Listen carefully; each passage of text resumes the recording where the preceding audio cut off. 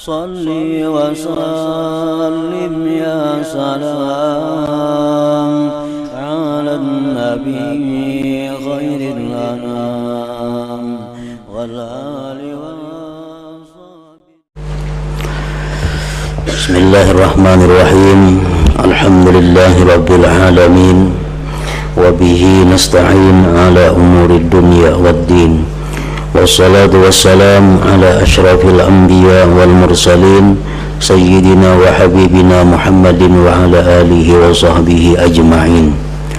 Qala al-musannif al-imam hujjatul islam Abu Hamid Muhammad bin Muhammad al-Ghazali rahimahullah wa nafa'ana bi ulumihi fid darain. Wa ammal aminun wa humul para'inatu wal juhalu wal aghbiya. Amma Rasuluna sallallahu alaihi wasallam fahuwa sayyidul awwalin wal akhirin wa kana ashaddan nasi khawfa hatta ruwiya annahu kana yusalli ala tiflin fa fi riwayatin annahu sumi'a fi du'aihi yaqulu Allahumma qihi azabal qabri wa azaban nar. Wa fi riwayatin thaniyah annahu sami'a qailan yaqul hani'an laka usfurun min asabiril jannah faghadiba wa qala ma yudrika annahu kadhalik wallahi inni rasulullah wa ma adri ma yusna'u bi innallaha khalaqal khalqa wa khalaqa ahla la yuzadu bihim wa la yunqasu minhum. Wa ruwiya annahu sallallahu alaihi wasallam qala dhalika aidan ala janazati Utsman ibn Maz'un wa kana minal muhajirin al-awwalin lamma qalat Ummu Salamah hani'an lakal jannah fa kanat taqulu Ummu Salamah ba'da dhalik wallahi la uzakki ahadan ba'da Utsman ila akhir hadis. Makna kalamul Imam Al-Ghazali rahimahullah wa nafa'ana bi ulumih. Adapun orang-orang yang merasa aman, maksudnya merasa aman daripada siksa, baik siksa kubur, merasa aman daripada huru-hara padang mahsyar, orang-orang yang merasa aman daripada melewati titian siratal mustaqim. Nah, orang-orang yang merasa aman, orang-orang yang sudah merasakan dirinya itu lulus, maka mereka itu adalah Fir'aun, orang-orang yang bodoh dan orang-orang yang dungu.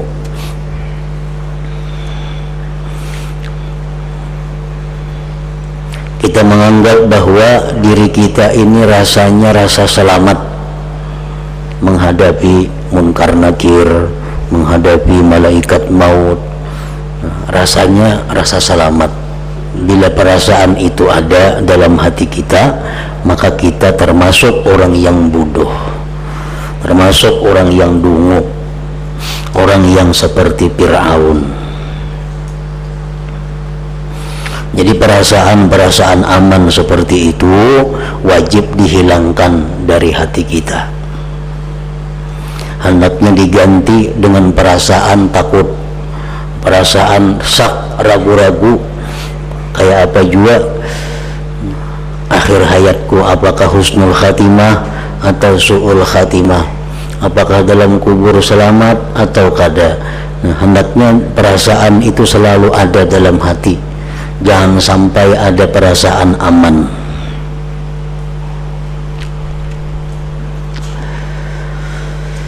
Adapun Rasul kita Sayyidina Muhammad sallallahu alaihi wasallam, beliau adalah pemimpin orang-orang dahulu dan orang-orang yang kemudian, dan beliau adalah manusia yang paling takut kepada Allah Subhanahu wa ta'ala. Dalam sabda beliau, wallahi inni la akhsyakum lillah. Nah, beliau bersumpah, wallahi inni la akhsyakum lillah, Demi Allah, ujar Nabi kita, akulah orang yang paling takut di antara kalian terhadap Allah Subhanahu wa ta'ala. Padahal beliau Rasulullah, utusan Allah. Beliau adalah kekasih Allah. Sehingga diriwayatkan bahwa Rasulullah sallallahu alaihi wasallam mensalatkan atas jenazah anak kecil, jenazah kekanakan. Dan dalam riwayat lain disebutkan bahwa dalam doa beliau terdengar beliau membaca, Allahumma qihi azabal qabri wa azaban nar. Artinya, ya Allah, peliharalah dia si kanak-kanak ini dari azab kubur dan azab neraka. Artinya kanak-kanak pun didoakan, sebab dia pun kada aman. Anak-anak itu kada aman daripada azab kubur dan azab neraka, apalagi nang kada kanak-kanak.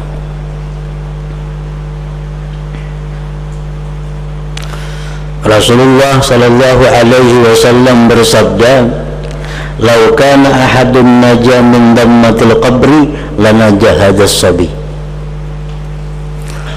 Ujar beliau, andai kata ada seseorang yang selamat daripada himpitan kubur, niscaya kanak-kanak ini selamat.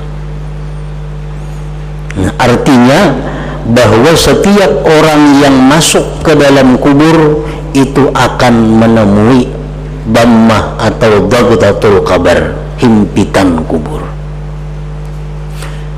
kecuali orang-orang tertentu yang bisa selamat dari himpitan kubur itu.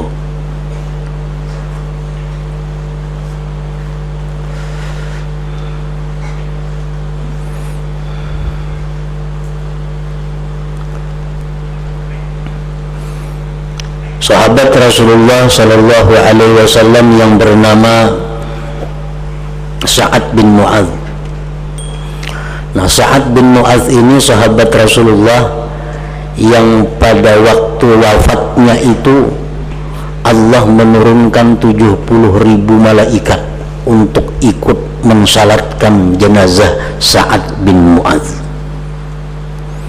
Tentu ini sahabat sangat mulia di sisi Allah. 70.000 Allah menurunkan malaikat yang belum pernah turun ke bumi turun untuk ikut mensalatkan. Selesai disalatkan, dimakamkan, dikuburkan. Nah, lalu bersabda Rasulullah sallallahu alaihi wasallam, "Ma ujira min dhaghtatil qabri ahadun wala Sa'ad bin Mu'adz." Ujar Nabi, tidak ada seseorang yang selamat daripada himpitan kubur, sekalipun Sa'ad bin Mu'adz ini, kata Rasulullah. Sekalipun Sa'ad bin Mu'adz yang jenazahnya disalatkan 70.000 malaikat, tetap dia merasakan bagaimana himpitan kubur itu.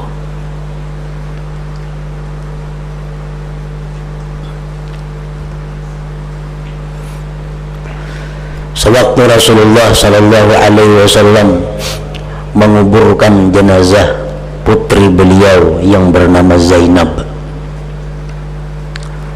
beliau kuburkan putri beliau Zainab. Selesai dikubur, Nabi duduk di depan kubur putrinya itu. Wajah beliau terlihat sangat sedih dan murung.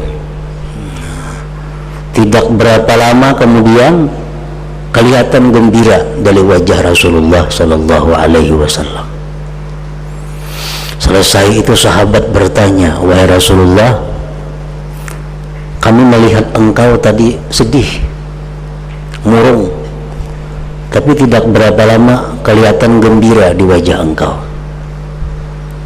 Rasulullah menjawab, ujar beliau, "Sewaktu aku menguburkan putriku tadi, aku melihat bagaimana putriku itu dihimpit oleh kubur, dan aku sedih Kemudian aku doakan kepada Allah agar dia diselamatkan dari himpitan kubur, lalu selamat dari himpitan kubur. Disitulah aku gembira mendengarnya. Nah, ini putri Rasulullah yang bernama Zainab pun tidak terlepas daripada himpitan kubur itu. Diceritakan pula ibunda Sayyidina Ali karramallahu wajhah, istri dari Abi Thalib, disampaikan kabar kepada Rasulullah bahwa istri Abu Thalib, mamanya Sayyidina Ali, meninggal dunia.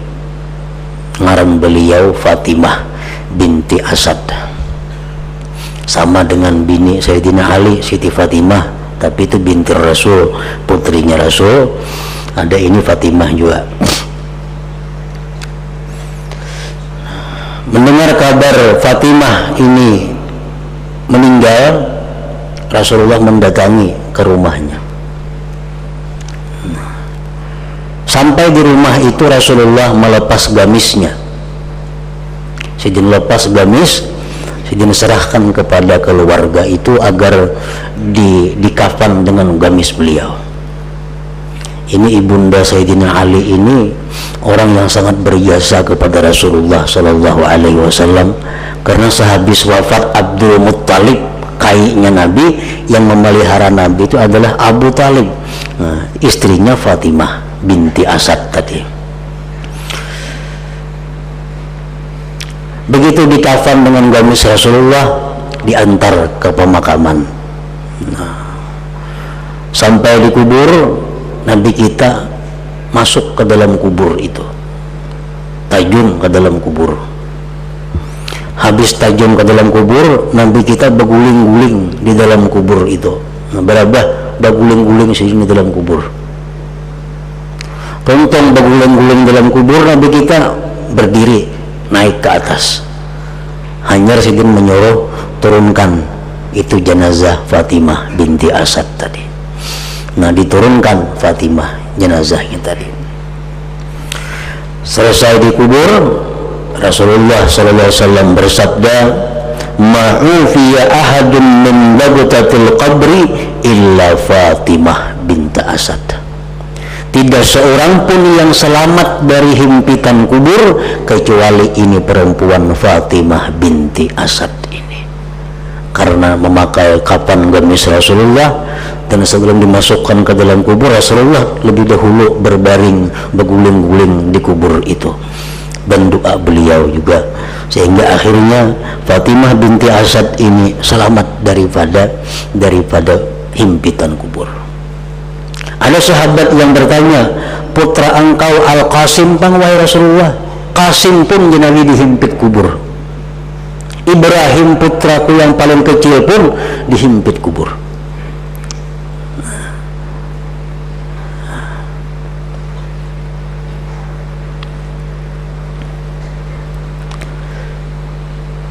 Nah, jadi di sini Nabi kita mendoakan kepada anak kecil yang wafat, Allahumma qihi azabal qabr, ya Allah selamatkanlah dia daripada azab kubur itu. Nah, cuma himpitannya tuh aja nang belain-lain.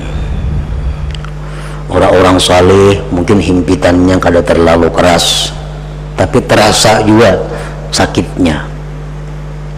Ada yang dihimpit itu sampai terselisih selangka. Nah, ini sudah orang-orang berat, orang-orang yang banyak dosanya.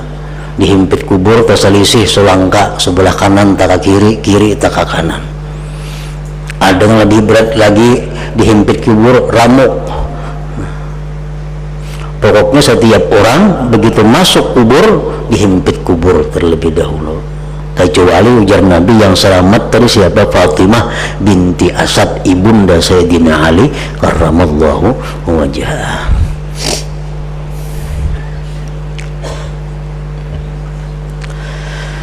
Rasulullah sallallahu alaihi wasallam bersabda, memberikan kepada kita petunjuk amaliyah untuk kita selamat daripada himpitan kubur itu.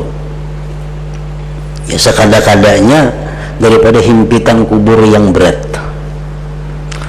Ujar Nabi kita, man qara'a qul huwallahu ahad fi maradihi alladhi yamutu fihi lam yuftan fi qabrih wa amina min lagutatil qabr.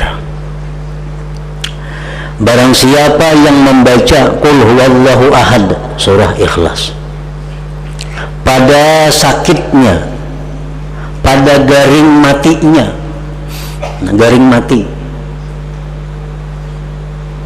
hari ini misal garing, begitu ia merasa dirinya garing, ia baca qul huwallahu ahad, garing kada beambihan berbulan-bulan mati, nah itu ngarannya membaca qul huwallahu ahad pada garing mati. Kalau nya garing misalnya baca qul huwallahu ahad, sigar tuh habis lihat situ putus sudah, kayaknya garing bahasa pulang.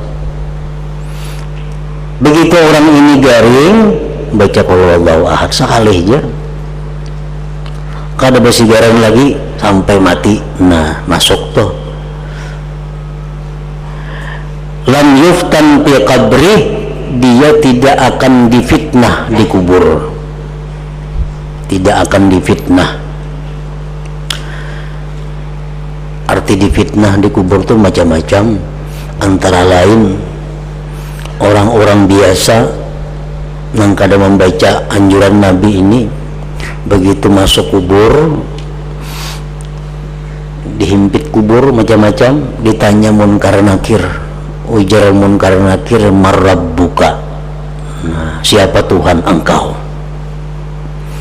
Nah di saat munkar nakir ini menanya marrabbuka, datang sesosok makhluk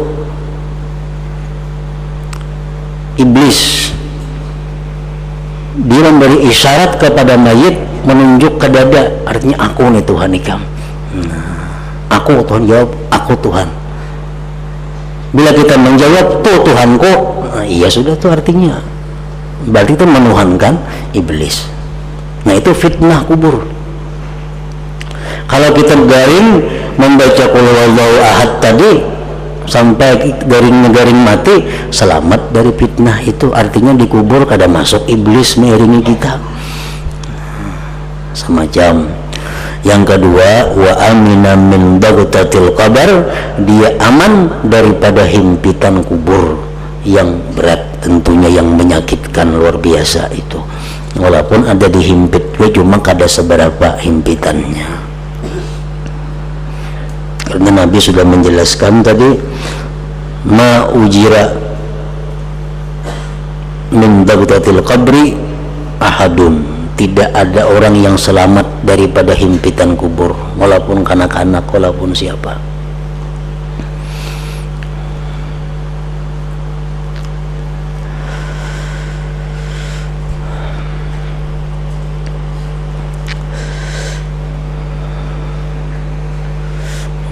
Nah, sewaktu Nabi mensyaratkan jenazah anak kecil, beliau berdoa, Allahumma qihi azabal qabr wa azaban nar. Artinya, ya Allah, peliharalah dia dari azab kubur dan azab neraka. Pada riwayat yang kedua bahwa Rasulullah sallallahu alaihi wasallam mendengar seseorang berkata, selamat bagi kamu seekor burung pipit dari burung pipit surga. Ini kekanakan bang mati, kekanakan mati, kekanakan ini mati. Ada orang bersuara, untung ini ahli surga, kekanakan itu mati. Maka Rasulullah sallallahu alaihi wasallam marah dan bersabda, ma yudrika annahu kadzalik, wallahi inni rasulullah wa ma adri ma yusna'u bi, inna allaha khalaqal jannata wa khalaqa ahla la yuzadu bihim wa la yunqasu minhum. Artinya, tahukah kamu bahwa hal itu demikian? Di mana kamu jadi tahu pada kekanakan ini ahli surga? Di mana kamu tahu? Demi Allah, bahwasanya aku adalah Rasulullah dan aku tidak tahu apa yang akan diperbuat denganku. Sesungguhnya Allah menciptakan surga dan menciptakan pula penghuninya. Allah itu sudah maulah surga, sudah Allah tentukan si A si B yang menghuninya. Mereka itu tidak ditambah dan tidak pula dikurang, kada berubah lagi.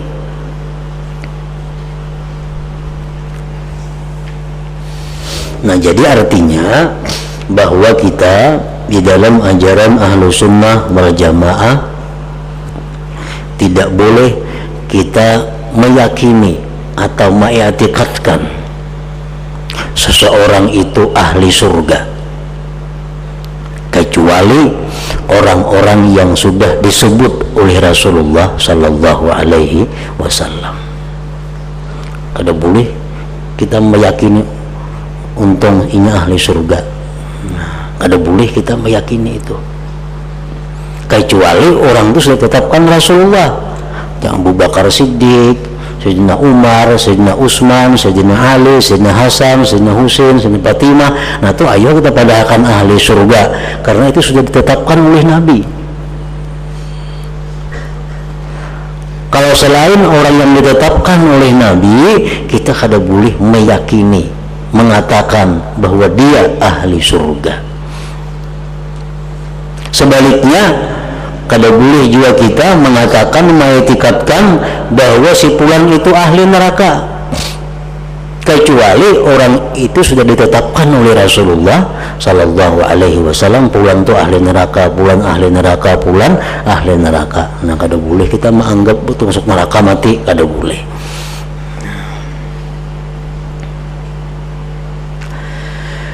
Dan diriwayatkan lagi bahwasanya Rasulullah Sallallahu Alaihi Wasallam bersabda demikian pula pada jenazah Utsman bin Maz'un. Ia termasuk di antara golongan muhajirin awalin. Utsman bin Maz'un wafat, termasuk muhajirin awalin, orang yang hijrah yang pertama, kelompok pertama.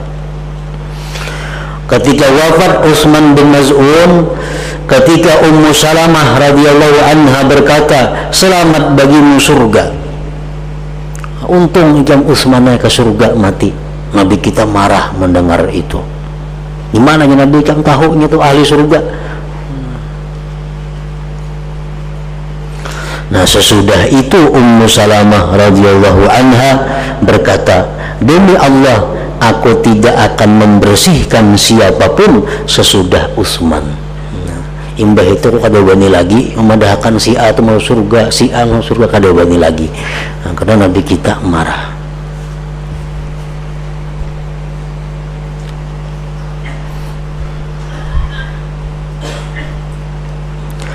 Muhammad bin Khawlah al-Hanafiyah.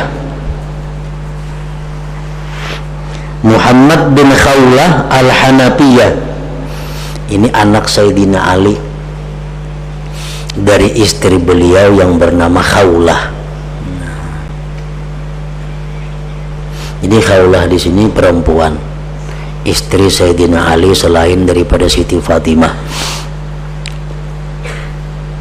Muhammad bin Imam Ali bin Sidin ngarannya Khawlah. Nah jadi Muhammad ini bin Khawlah.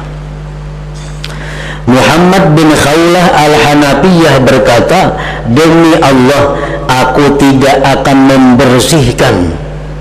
Arti membersihkan itu memastikan orang masuk surga.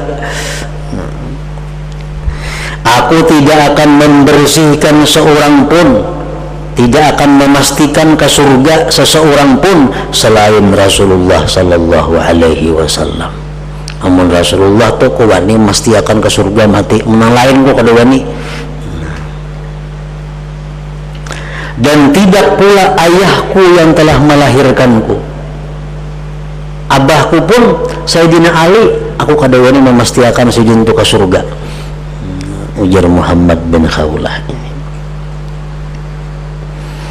Nah, Muhammad bin Khawlah berkata, golongan Syiah berkembang luas, lalu ia melakukan menyebut-nyebut keutamaan Sayyidina Ali dan kebaikannya.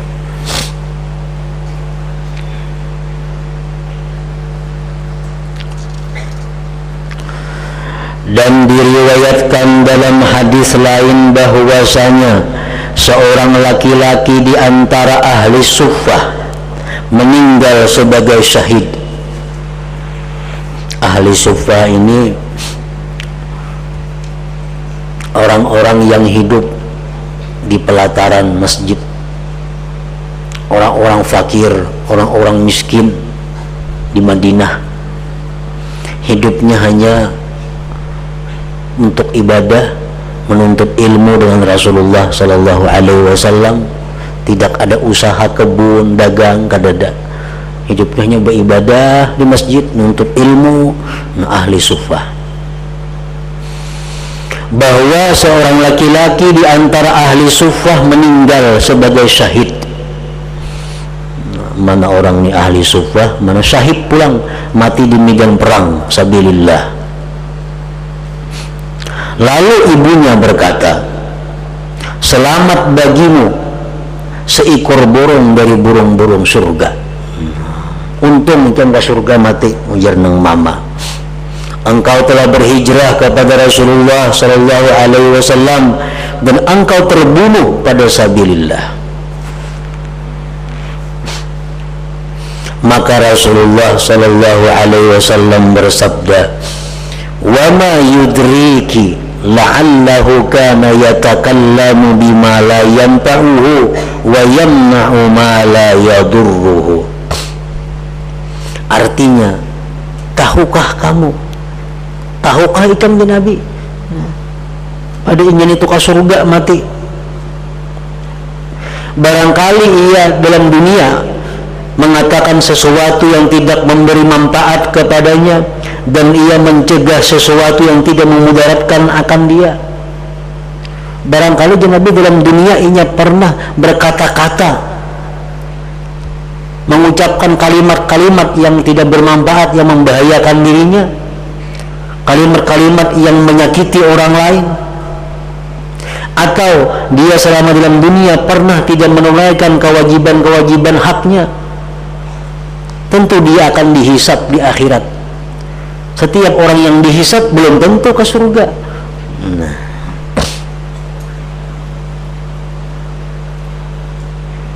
Padahal ini orang sebagai ahli suffah, ini orang mati sebagai syahid fisabilillah. Pikiran kita orang ini ahli surga, tapi Nabi kita belum tentu. Barangkali pernah memfitnah orang, pernah mendakwa orang, pernah kata-katanya itu menyakiti orang. Tentu dia akan dihisab terlebih dahulu.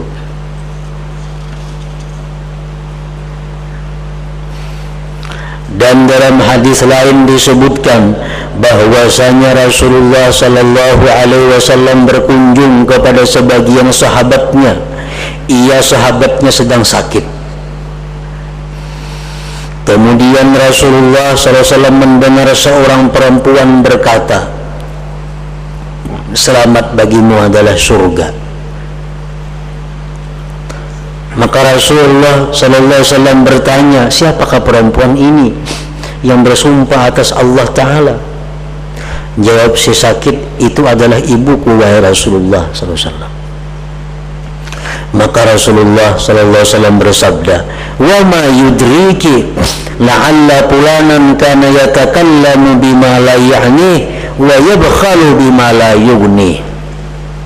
Artinya, tahukah kamu bahwa ingin mati ke surga? Tahukah itu menjadi Nabi? Barangkali si fulan itu mengatakan sesuatu yang tidak bermanfaat baginya dan bakhil dengan sesuatu yang tidak mengayakkannya. Barangkalinya bakhil. Nah, orang bakhil ini itu sahid kayaknya nang apakah kada bakal ke surga. Ujar Nabi, Allah Ta'ala telah bersumpah dengan kemuliaannya, kebesarannya, keagungannya. Napa Allah Ta'ala bersumpah, la yadkhulul jannata syahihun wala bakhilun. Tidak masuk surga orang yang kikir dan bakhil itu.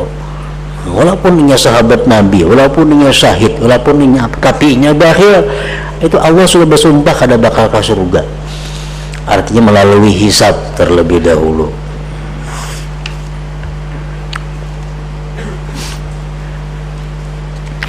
pengertian bakhil macam-macam. Ada yang mengatakan orang nang kada berzakat, nah itu berhak disebut bakhil. Atau orang-orang berzakat, nah cuma terpaksa, bakhil juga ngarannya. Atau orang-orang berzakat cuma kada sempurna hitungannya, maksudnya zakatnya sekian, dipotong ini, potong itu, potong ini, tinggal sekian. Nah, bisa diaturnya sedemikian rupa kayak orang bayar pajak. Nah, zakat Allah Ta'ala tahu kada kalau didustai, tukang pajak kalau aja didustai.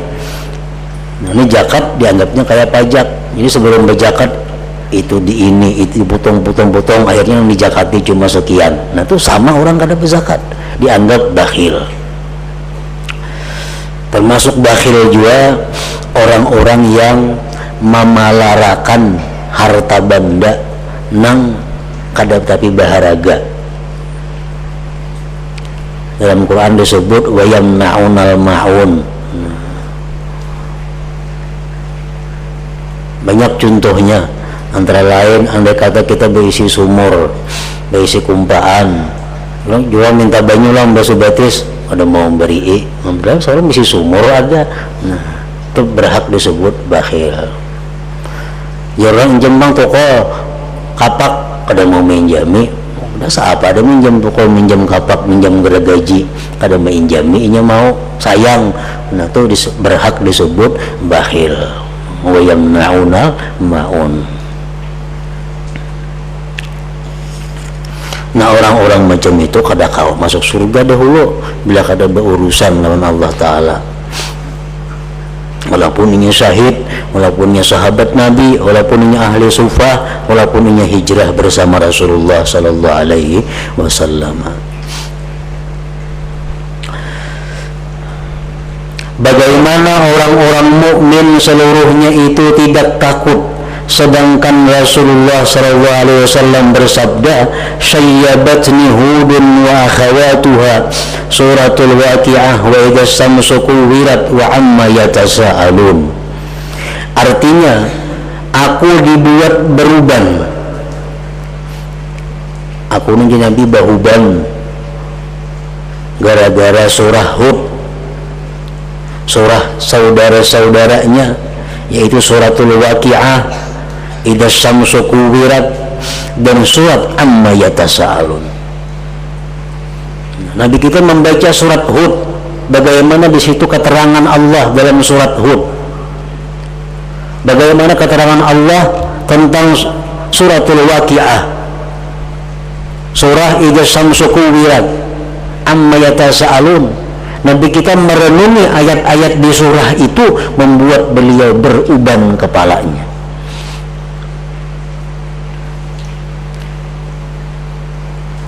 Para ulama berkata, barangkali yang demikian itu karena terdapat dalam surat Hud dari hal menjauhkan dari rahmat Allah.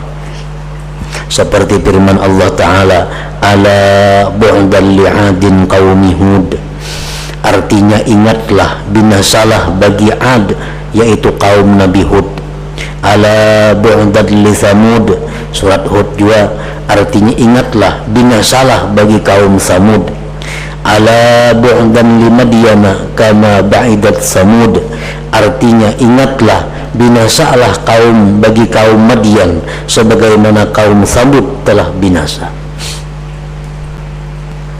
Serta diketahui oleh Rasulullah Sallallahu Alaihi Wasallam bahwasanya jikalau Allah menghendaki mereka itu semua tidak menyekutukannya.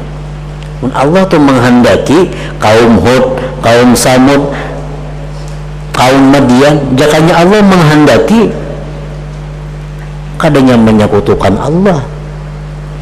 Karena jikalau Allah menghendaki, niscaya Allah memberikan kepada setiap diri akan petunjuk.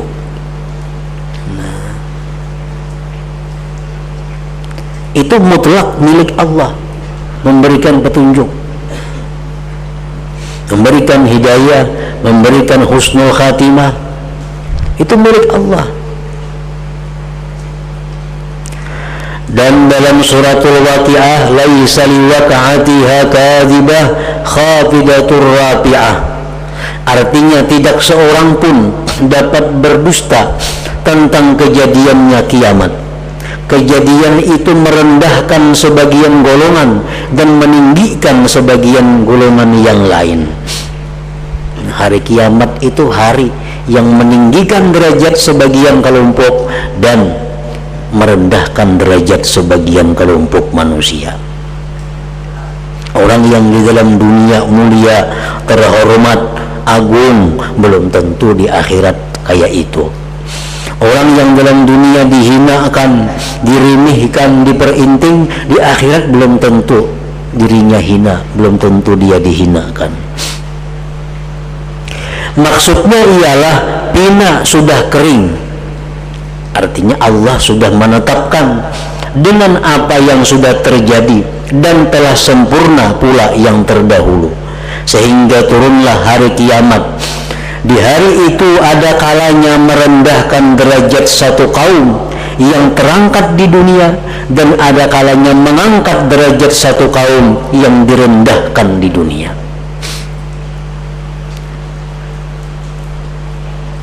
Nah, Nabi kita merenungi ayat-ayat seperti itu yang membuat beliau jadi beruban.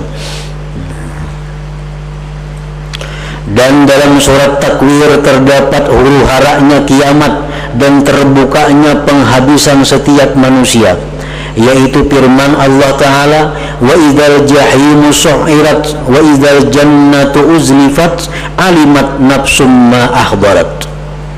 Artinya, dan apabila neraka jahim dinyalakan dan apabila surga didekatkan, maka setiap diri akan mengetahui apa yang telah dikerjakannya.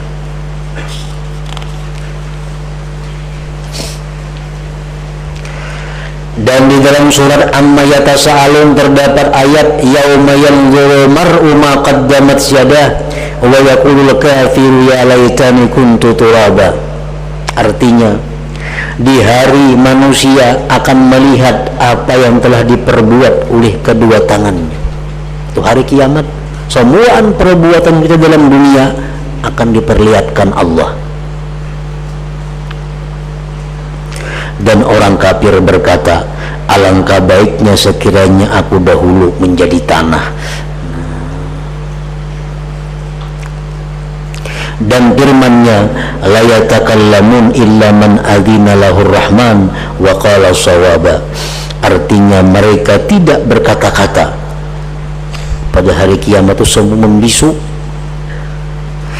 Tidak ada yang berkata-kata kecuali orang yang telah diberi izin kepadanya oleh Tuhan yang Maha Pengasih, dan ia mengucapkan kata-kata yang benar. Nah, merenungi ayat-ayat seperti itu membuat takut kita kepada Allah Subhanahu wa Ta'ala. Nah, hingga situ Al-Quran dari awal sampai akhir.